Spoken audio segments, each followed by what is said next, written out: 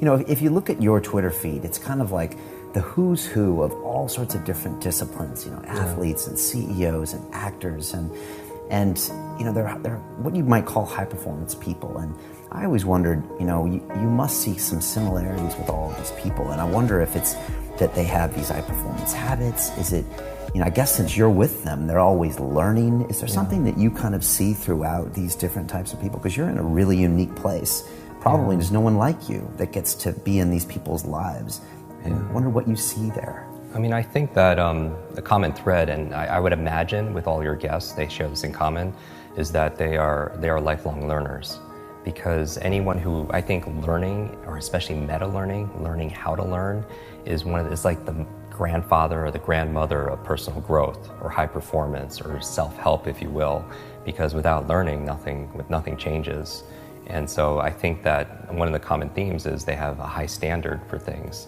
They have a vision. And I always talk about 3 H's, head, heart, hands, that you could visualize things with your head and set goals and outcomes and KPIs or affirmations. But if you're not acting with your hands, something is missing. And I think the second H, the heart, and having the motivation or drive, the emotion to be able to achieve those things, because we're not always logical, right? But we're biological, dopamine, oxytocin, serotonin, endorphins. I mean, we do things very based on our feelings. And I find that spending time with high achievers, they have a high drive. Those feelings, a high level of, some people call it purpose. Asking yourself, like, why? Why do I want to remember this? Why do I want to learn this? Why do I want to achieve that goal? Because reasons reap results. They really do. Reasons reap results and a lot of rewards. I really think life, like we really grow the most and live the most when we're playing and practicing at the edge of our limits.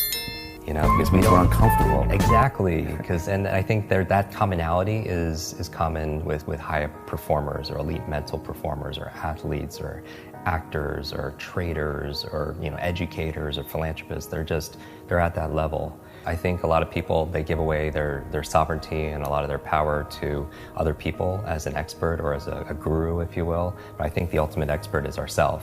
And I really do believe self-awareness is a superpower, like knowing yourself. For me to feel totally fulfilled and if people want to be successful, be happy, I think it comes down to 2 things. I think it comes down to having the curiosity to want to know yourself, like really go deep about who are you, what are your beliefs, and what do you really value, what do you stand for, what do you stand against, all these different things, your capabilities, your habits, your routines.